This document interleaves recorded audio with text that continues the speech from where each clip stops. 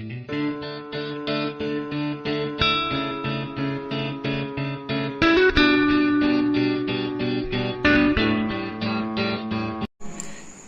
7th NCERT की mathematics का chapter number 6 करेंगे आज। त्रिभुज और उसके गुण हम जानेंगे इसके अंदर त्रिभुज के बारे में और उसके गुणों के बारे के अंदर। ठीक है, आज हमें करनी है एक्सरसाइज 6.2। तो पहले जान लेते हैं कि त्रिभुज क्या होता है, उसमें कौन कौन से गुण होते हैं। जैसे नाम में ही छिपा हुआ है त्रि माने होता है तीन और भुज माने होता है भुजाएं। त्रिभुज यानी कि जिसमें कितनी भुजाएं हो, तीन भुजाओं वाला। हम बोलेंगे तीन भुजाओं वाला, जिसमें तीन भुजाएं होती हैं इसे हम बोलते हैं हम त्रिभुज। ठीक है, त्रिभुज कुछ इस प्रकार का हो सकता है। ये देखिए, ये एक बंद आकृति होगी हमेशा। ठीक है, इसमें कितनी भुजाएं होंगी, तीन। अगर इसको कुछ नाम देते हैं, मान लो इसको हमने बोला ए बी सी, तो भुजाएं कौन कौन सी होंगी, ये भुजा है। ए बी एक भुजा कहलाएगी, बी सी दूसरी भुजा कहलाएगी और ए सी तीसरी भुजा। यानी हम देख रहे हैं कि त्रिभुज तीन रेखाखंडों से मिलकर क्या हो रहा है, बन रहा है। तो हम लिखेंगे त्रिभुज की भुजाएं, त्रिभुज की भुजाएं। तो हमारे पास कौन कौन सी भुजाएं मिली, एक तो भुजा ए बी मिली, एक हमें क्या मिली भुजा, दूसरी कौन सी भुजा मिली बी सी, और एक कौन सी हमारे पास है ए सी। ठीक है, इसके अंदर तीन भुजाएं होती हैं। और शीर्ष, ये इसके शीर्ष हैं, ये एक दो तीन। तो शीर्ष हमारे पास क्या होंगे, ए बी और सी, शीर्ष है। शीर्ष को इंग्लिश में वर्टेक्स बोलते हैं और भुजाओं को हम बोलते हैं side of a triangle, side of a triangle. ठीक है, तो एक ट्रायंगल यानी कि त्रिभुज के अंदर कितनी साइड्स होती हैं, तो तीन साइड्स होती हैं और तीन ही शीर्ष होते हैं। ठीक है, अब कोण की बात करते हैं कि कोण कहाँ पे होते हैं। तो एक कोण हमारे पास यहाँ होगा, एक कोण यहाँ होगा और एक कोण यहाँ होगा। अब कोणों का नाम दो कैसे देते हैं। जैसे मान लो मैं कोण बी को लिखना चाहता हूँ, तो जो कोण जिस पर बन रहा है उसको बीच में लिखते हैं। तो बी बीच में आ गया, बी की एक साइड किधर से आ रहा है, ए से, दूसरी तरफ क्या आ रहा है सी। तो आगे आपने ए लिख दिया और क्या लिख दिया सी, और ये कोण का निशान है। अभी कोण हो गया ए बी सी, यानी ए बी सी किस कोण की बात हो रही, बी की, जो बीच में होता है कोण उस पर बनता है।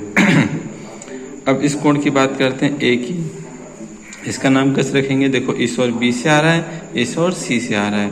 तो ए को रखेंगे बीच में, बी ए सी, चाहे सी ए बी, तो हम रखा बी ए सी, कोण बी ए सी, एक कोण ये हो गया। ऐसे एक कोण देखो ये भी हमारे पास, इसका नाम कैसे होगा, ए सी बी। ठीक है, तो त्रिभुज के बारे में मालूम चल गया। त्रिभुज ऐसी आकृति है, ऐसी बंद आकृति है जिसके अंदर तीन भुजाएं मिलेंगी और तीन शीर्ष मिलेंगे और तीन ही क्या मिलेंगे, इसके अंदर हमारे पास कोण। ठीक है, ऐसे त्रिभुज के प्रकार होते हैं जिसको छठी क्लास में पढ़ाया गया है। त्रिभुज के प्रकार भुजाओं के आधार पर होते हैं तीन तरह के। ठीक है ना, त्रिभुज के प्रकार। ठीक है, किसके आधार पर बता रहे हैं हम, पहले बता रहे हैं भुजाओं के आधार पर। ठीक है, अब भुजाओं के आधार पर त्रिभुज तीन प्रकार के होते हैं। इससे पहले उनकी फिगर बना देता हूँ मैं।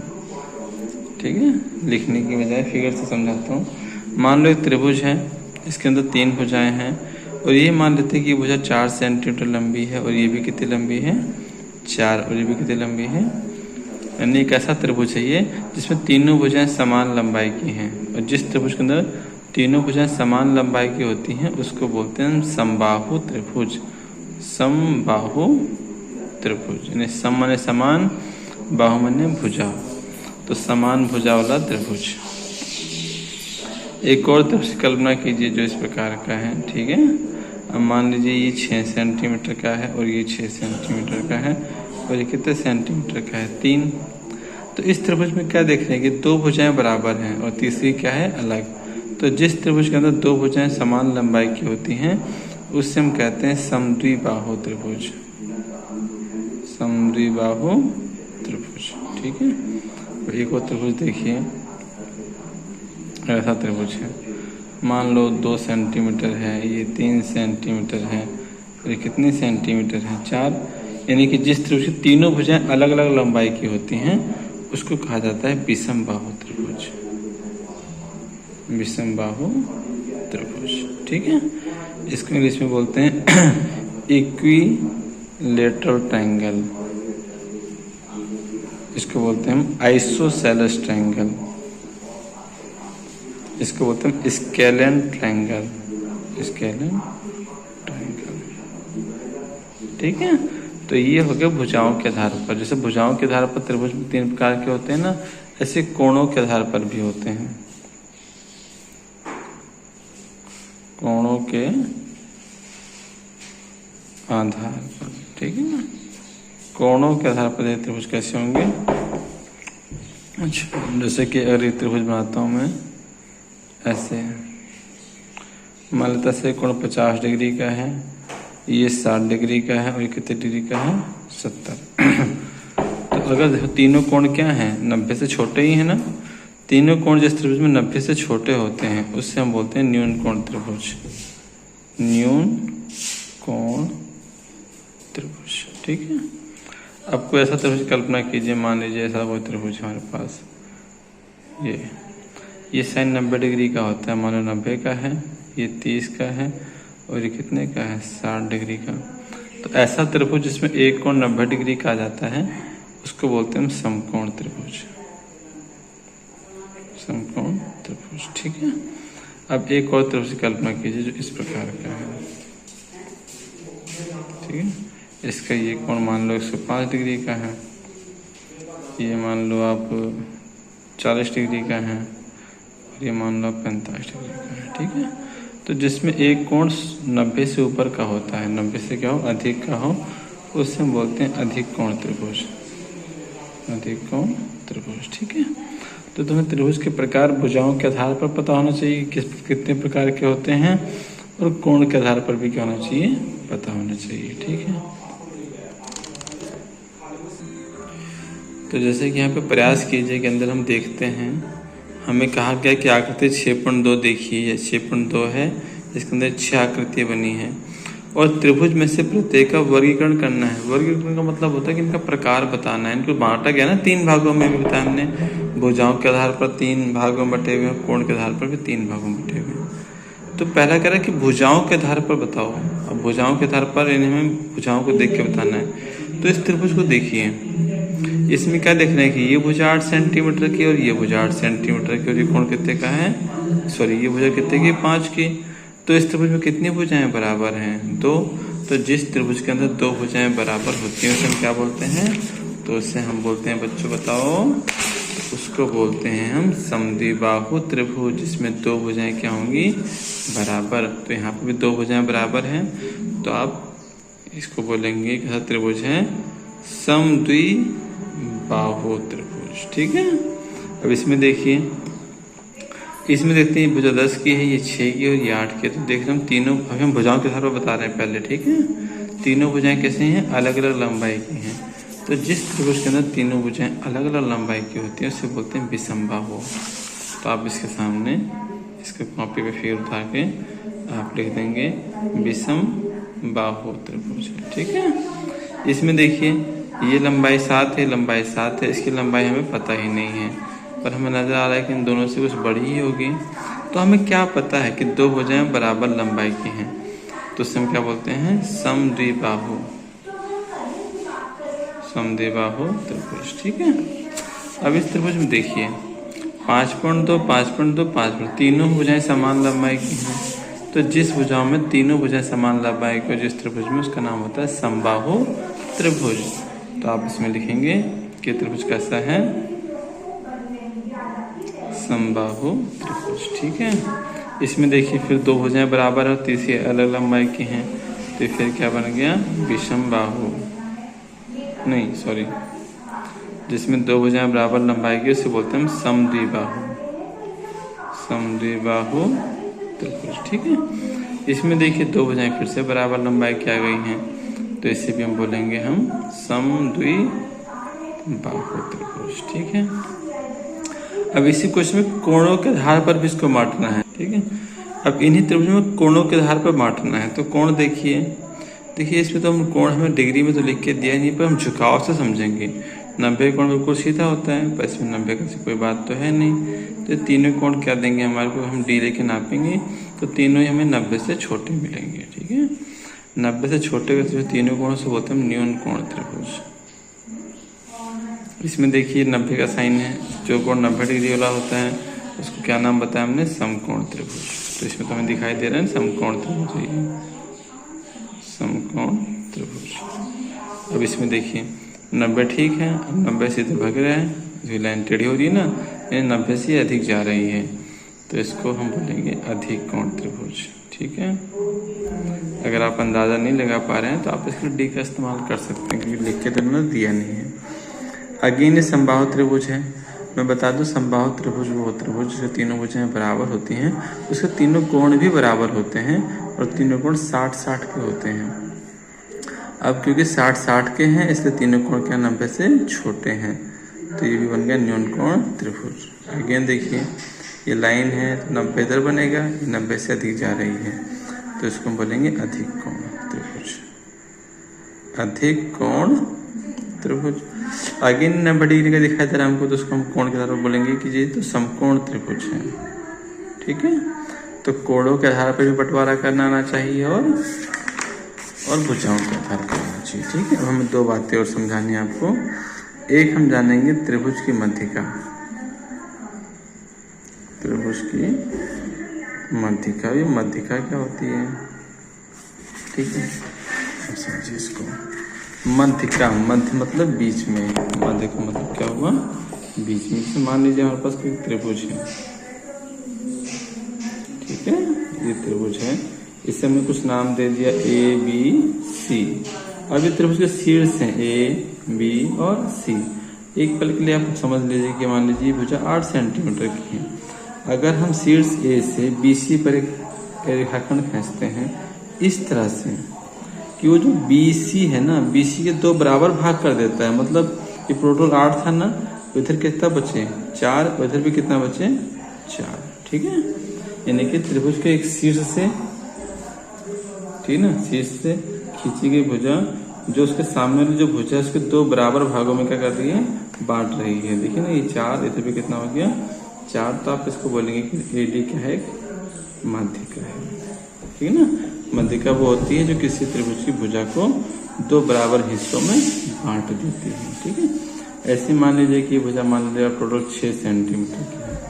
शीर्ष ए से हमने इसको अपनी भुजा से डाली, जो इधर भी 3 सेंटीमीटर छोड़ती है, उधर भी क्या करती है 3 सेंटीमीटर छोड़ती है। यानी कि ये बिंदु जो हुआ वो भुजा AB का क्या हुआ, मध्य, मध्य मतलब बीच का बिंदु हुआ।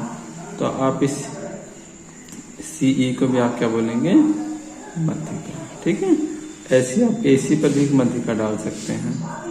तो हमने देखा मध्यिका क्या होती है, मध्यिका, ठीक है ना, त्रिभुज के एक शीर्ष से, ठीक है ना,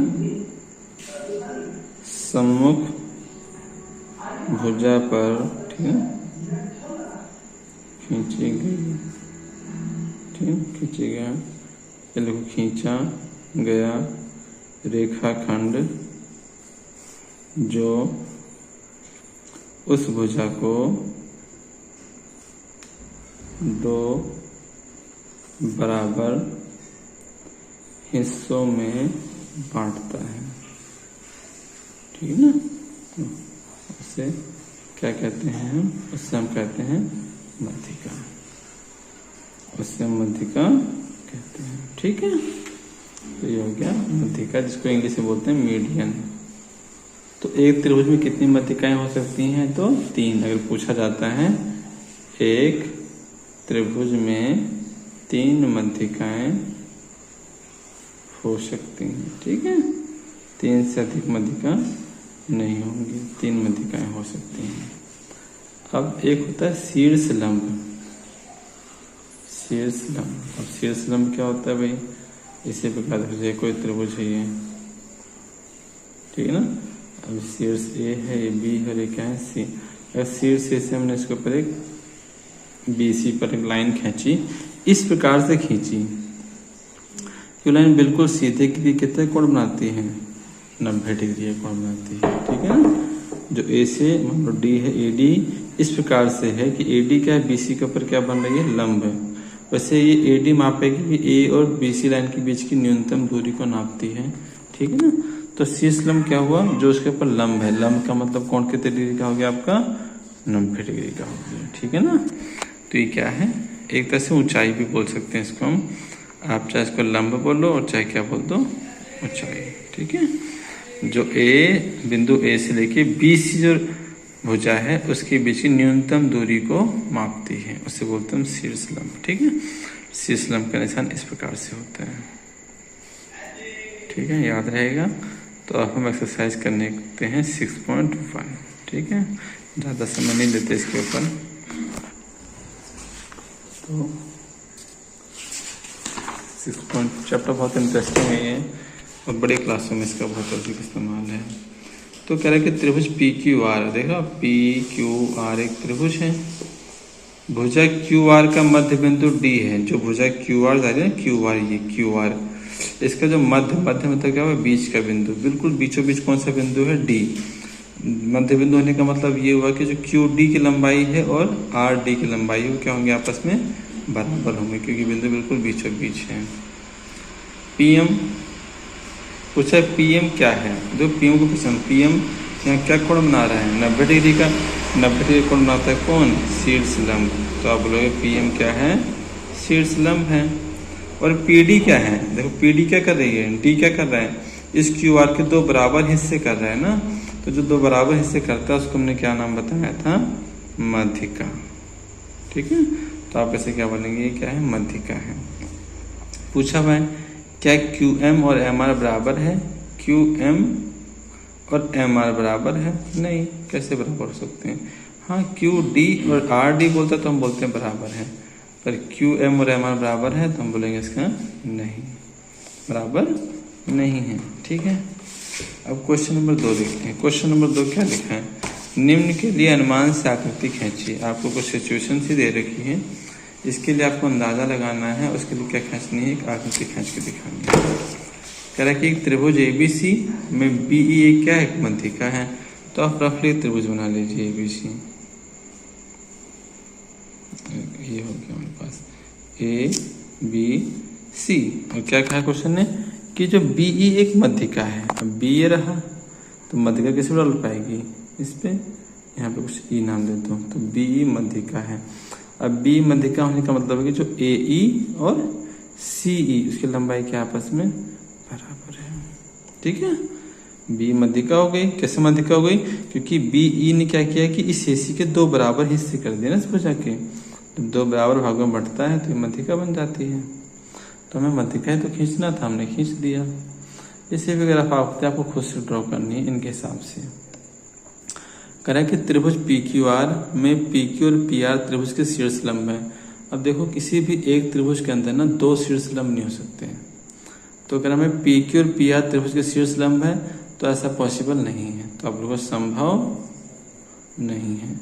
अब जो संभव नहीं है उसका हमें आकृति भी नहीं कह सकते। क्या त्रिभुज XYZ है, उसमें YL एक शीर्ष लंब है, पर कहाँ है, बहिर मतलब बाहर है, तो ऐसा हम बना सकते हैं। देखो अगर मैंने ऐसे बना दिया, शीर्ष लंब का नाम क्या है, YL नाम है ना, ये मैंने कोई त्रिभुज इस प्रकार से ले लिया, ये इसको वापस से जाओ, ठीक है ना, X Y और ये क्या Z हो गया, ठीक है, थोड़ा अच्छा से बना लिया इसको। अब हमारा एक शीर्ष लंब है, क्या नाम रखना उसका, YL।